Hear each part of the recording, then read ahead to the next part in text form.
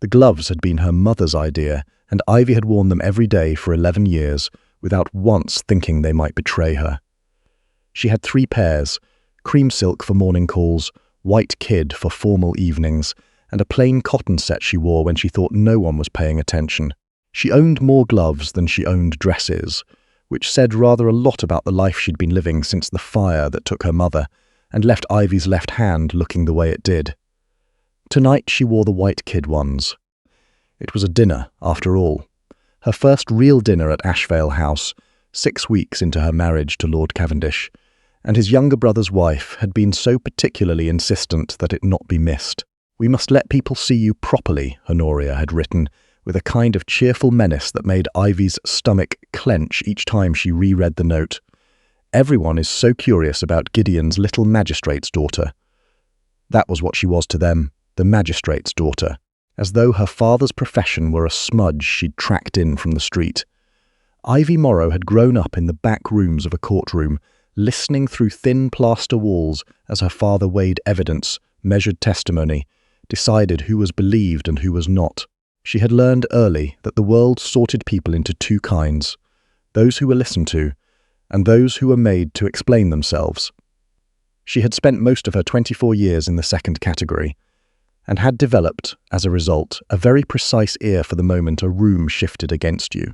She felt that shift the instant she stepped into the dining room at Ashvale House and saw the table already arranged, already occupied, 14 faces turning toward the door, with expressions that ranged from polite curiosity to something she could only describe as appetite.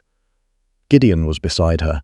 He touched the small of her back through the layers of green silk, and she resisted the urge to step closer to him, because she was already learning what the household thought of that.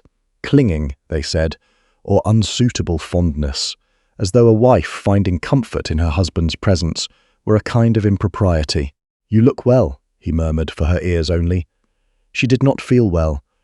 She felt like a rabbit that had wandered into a dining room full of hounds who had all been told, very firmly, that they were not to bite.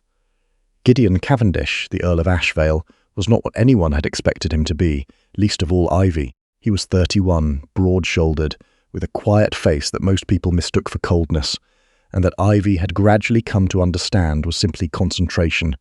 He was always thinking, always watching, always storing information away for later use. He had proposed to her in her father's study with a directness that had startled her almost as much as the proposal itself, explaining, without romance but with considerable sincerity, that he needed a wife who was intelligent rather than decorative, who could manage a complicated household, and who would not be frightened by a man who spent most of his evenings reading. Ivy had told him, with equal directness, that she had spent most of her evenings reading as well, and that she required a husband who would not expect her to pretend otherwise. They had been, against all probability, very happy in the 6 weeks since, which made the dinner table feel all the more threatening. Honoria sat at the midpoint of the table's left side, in a gown the colour of winter roses, smiling at Ivy with the particular warmth of a woman who has already decided what she thinks of you, and is simply waiting for events to confirm it. Her husband, Cavendish's younger brother Percival, sat further down, a pleasant, vague man who laughed too easily and noticed too little.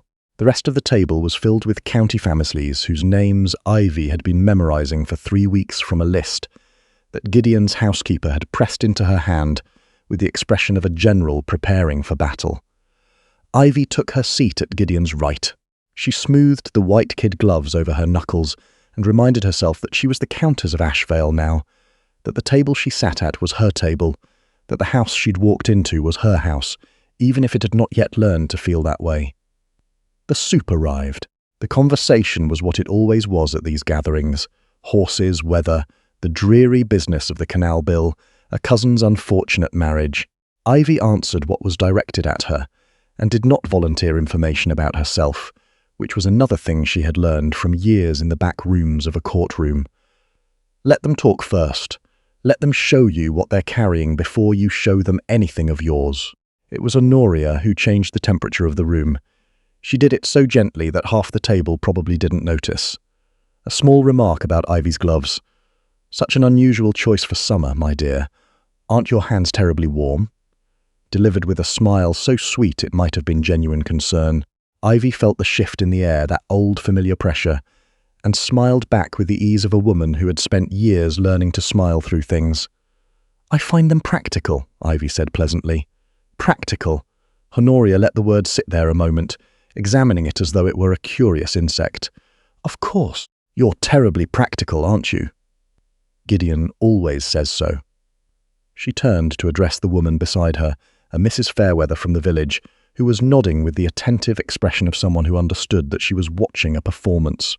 Ivy grew up managing her father's household entirely on her own after her mother passed. Entirely. Can you imagine? At 16. The implication being, clearly, that a girl who had grown up managing a magistrate's household was not quite the same thing as a girl who had grown up in one like this. Ivy did not look at Gideon. She knew without looking that he had heard it. She also knew him well enough by now to know that he would not intervene unless she wanted him to. He had learned very quickly that she did not require rescuing, that what she required was space to handle things herself, and the knowledge that someone was behind her if she needed it. She had told him this directly on their third evening of marriage, when he'd looked as though he were about to defend her from a footman who had merely been slow with the wine. "I did," she agreed, "though I had considerable help from our housekeeper, Mrs. Teal, who was far more capable than I was. The household ran smoothly enough, I think. My father always said the secret was knowing which problems required immediate attention and which ones resolved themselves if you simply waited." She delivered this without emphasis, without pointed glances, without any indication that she understood it as a counter-argument. Several people around the table nodded. Honoria's smile thinned by the smallest possible fraction. The fish course arrived. Ivy thought not for the first time that evening that she was very tired. Not of the dinner exactly. She had been to worse dinners in smaller houses with crueler company. She was tired in the bone-deep way. She had been tired for 11 years. The kind of tired that came from spending so much energy being someone whose damage was invisible. The gloves were the most visible part of it. The rest of it, the flinching at unexpected sounds, the careful way she positioned herself so her left side was never quite exposed, the elaborate geography of her attention each time she entered a new room, all of that was buried under the pleasant, direct manner that people described as confident without understanding what it had cost her to construct it. The fire had happened when she was 13. She had been in the kitchen of their house on Priory Lane, heating water for her mother, who was ill upstairs with a fever that had turned serious. The lamp had gone over. She had never been entirely sure how, whether she had knocked it, or whether it had simply toppled in the draught from the window she'd opened to let in the cool air. The fire had moved across the table with a speed that still surprised her when she thought about it. She had beaten it out with her apron, mostly, but not before it had taken hold of her left hand and the lower part of her forearm, and not before the smoke had filled the kitchen enough to bring her mother stumbling down the stairs, which had worsened the fever considerably. Her mother had survived the fever. She had died 2 years later of something else quietly, in the same bedroom where she had lain during those frightening weeks. The hand had healed, after a fashion. The scarring ran from the base of her smallest finger up the inside of her wrist and partway along her forearm. Roppy and pale and strange to look at, the skin smooth in the wrong way, without the texture that ordinary skin had. The doctors had told her she was fortunate, which she supposed was true. She had full movement in all her fingers. It simply looked the way it looked. She had worn gloves for 11 years, because it was easier than the conversation that came without them. Not the pity, she could manage pity, but the particular kind of curiosity that sat just underneath pity, the fascination that made people reach for her hand without asking. That made them examine the scarring, as though it were something she'd acquired for their interest. Gideon had known before the wedding. She had told him herself, in her father's study, 2 days after he'd proposed, because she had not wanted the gloves to be a discovery he made later, and she had not wanted to feel that she had been keeping something from him. She had taken off the cream silk glove and laid her hand on the desk between them and told him about the lamp and the kitchen and the apron, in the same even voice she used to describe everything, and he had looked at her hand for a moment, and then looked at her face and said, Does it pain you still? She had been so startled by the directness of the question, by the fact that it was the only question he asked, that she'd answered before she'd had time to be guarded about it. Sometimes, in cold weather, he had nodded and said nothing else about it, and 2 weeks later she had noticed that all the fireplaces at Ashvale House had been fitted with proper guards. He had never, not once, asked her to take off the gloves. The dining room was warm with candles and the remains of the fish course and several simultaneous conversations, and Ivy was listening to the man on her left describe an extremely long legal dispute about a mill when she heard Honoria's voice cut across the table. "Ivy, you must forgive me for asking, but I'm desperately curious." Honoria addressed this to the table rather than to Ivy specifically, which was a technique Ivy had seen before, the question framed as a public entertainment rather than a private inquiry, so that refusing to answer became a kind of scene. "You never remove your gloves. Not at dinner, not at morning calls, even in this heat. I confess we've all been wondering." The table went quiet in the particular way. Tables go quiet when something is about to happen. Ivy felt the shift, the one she'd been waiting for since the soup course, if she was honest with herself. She had known it was coming, had felt it gathering in Honoria's smile all through the meal, the bright, careful patience of a woman who had decided what she was going to do and was merely selecting her moment. She looked at Honoria with the even, attentive expression she had inherited from her father, who had spent 30 years on the bench listening to people explain why they had done things that required explaining. "Of course," Ivy said. And then, with the deliberate calm of someone who had decided, in the space between one breath and the next, that she was done being afraid of this particular thing, she reached up and began to draw off the white kid glove from her left hand. She did it slowly. Not for drama, she genuinely disliked drama, but because the glove was fitted and the clasp at the wrist required attention. She heard the quality of the room's silence change as the scarring came visible, the ropey, pale lines along her inner wrist, the way the skin lost its texture as it climbed toward her forearm. She laid the glove on the table beside her dessert fork and rested her left hand next to it, quite openly, and looked at Honoria. Honoria's expression had done something she probably hadn't intended. The bright, expectant curiosity had gone out of it entirely, replaced by something rawer and less prepared. Shock. First, then a complicated embarrassment, then the particular look of a person who has pushed a door open, expecting an empty room and found something they didn't have language for. "The table was very quiet," Ivy said, in the same pleasant conversational tone she'd used all evening. "A kitchen fire when I was 13. I was trying to care for my mother, who was ill." She paused just a moment, not for effect, but because she was deciding, as she always was, how much was enough. "I'm not ashamed of it. I wore the gloves because it was simpler than the conversation, and I've generally found that simpler is preferable.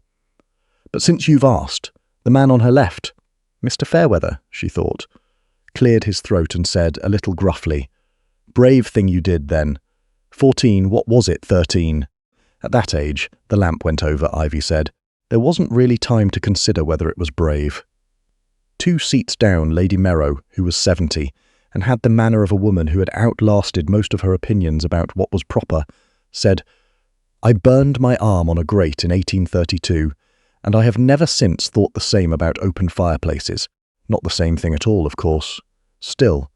She nodded at Ivy, not with pity, but with the kind of direct acknowledgement that one woman extends to another when they recognise something familiar. "I see you take your tea without the cup handle, the way my son does after his accident. Sensible of you." Ivy looked at her with a warmth that surprised her in its strength. Yes, exactly. The conversation resumed, the way conversations do after a silence has been broken. Not the same conversation, but the more comfortable kind that follows when something that was held at arm's length has been permitted to come closer. Mrs. Fairweather asked about the fire, gently, and Ivy answered. The mill dispute was not resumed. Honoria said very little for the remainder of the meal. Gideon had not spoken during any of it. She felt his hand find hers under the table, briefly, his fingers closing around her scarred ones with a matter-of-fact warmth that said more than a declaration could have, and she let him hold it for a moment before she turned back to Lady Morrow, who was describing, with considerable animation, a fire screen she'd had made in Edinburgh that had changed her life. After dinner, when the men had rejoined the ladies and the tea had been distributed, and the conversation had dissolved into smaller, easier currents, Honoria found Ivy near the window. She came alone, without the bright, careful smile, and for a moment she only stood there, which Ivy recognised as the posture of someone who has not yet decided what they mean to say. "I didn't know," Honoria said at last. "No," Ivy agreed. Honoria looked at her hands, both of them now, the scarred left and the ordinary right, and something moved across her face that might have been genuine. "I've been unkind to you since you arrived." "Yes," Ivy said, because she was her father's daughter, and her father had taught her that agreeing with a true statement was a form of courtesy, not an attack. Honoria absorbed this. "I thought, Gideon chose you so quickly. After 3 seasons of refusing everyone we proposed. I thought," she stopped, "I thought he'd been reckless, that he'd let himself be charmed by something new, and that he'd see sense eventually, and that my task was to help him see it sooner rather than later. And now?" Honoria was quiet for a moment. "Now I think I may have mistaken which of us was being foolish." Ivy said nothing. She looked out at the lawn, which was deep in the blue-grey light of a midsummer evening, the long northern twilight that pooled in the hollows of the grass and made everything look like the beginning of something. "I'd like to start again," Honoria said, "if you'd allow it." Ivy considered this with the same careful attention she gave everything. Honoria was not, she thought, a cruel woman. She was a woman who had organised herself around a set of assumptions and had been this evening rather thoroughly reorganised. That was uncomfortable, and discomfort sometimes produced worse behaviour and sometimes produced better, and there was no reliable method for predicting which. "I'm willing to try," Ivy said, which was not the same as forgiveness. She had learned in her father's courtroom that willingness and forgiveness were separate things. But it was offered honestly and meant honestly, and she thought that was enough to begin with. Honoria nodded. "Thank you." They stood at the window for a moment, not quite companions but no longer adversaries, watching the midsummer dark settle over the lawn. Gideon found her there 10 minutes later, after Honoria had drifted away to speak with Mrs. Fairweather. He came to stand beside her at the window, close enough that their shoulders nearly touched, and looked out at the same lawn with the same expression he wore when he was storing something away. "Lady Morrow has invited you to visit her in Dorset," he said. "She told me the invitation was specifically for you, and that I was welcome to come along if I could be useful, but that my presence was not the point." Ivy felt something loosen in her chest that she hadn't known was tight. "I like her enormously," I noticed. He glanced at her, and there was something in his face that was warm and quiet, in the particular way she had come to recognise over 6 weeks of mornings and evenings, and all the ordinary hours in between. "I also noticed that you didn't need me to do anything." "I know," she said, "but it helped that you were there." He took her left hand, the scarred one, and held it the way he always did. Not carefully, not with the compensatory gentleness that other people sometimes offered, but just ordinarily, as though it were simply her hand, which was in fact all it was. "Are you tired?" he asked. "Terribly. We could claim an early morning." "We could," she agreed. "Let's give it another half hour. I want to speak with Lady Morrow again before she leaves."